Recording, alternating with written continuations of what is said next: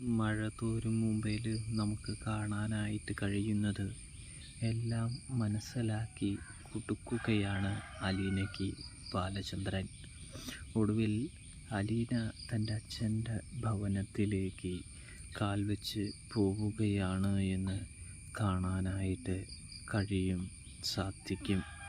ഇതിനിടയിൽ വൈജയന്തി കടപ്പാട്ടൂർ വീട്ടിൽ വന്ന് കയറിയിട്ട് പറയുന്നുണ്ട്, അലീനയുടെ സാമഗ്രികളോ സാധനങ്ങളോ ഒന്നും തന്നെ ഈ വീട്ടിൽ പാടില്ല, എല്ലാം നശിപ്പിക്കണം എന്ന് പറയുന്നത് കാണാം, അല്ലെങ്കിൽ എല്ലാം ഞാൻ കത്തിച്ച് കളയുന്നതും കാണാം.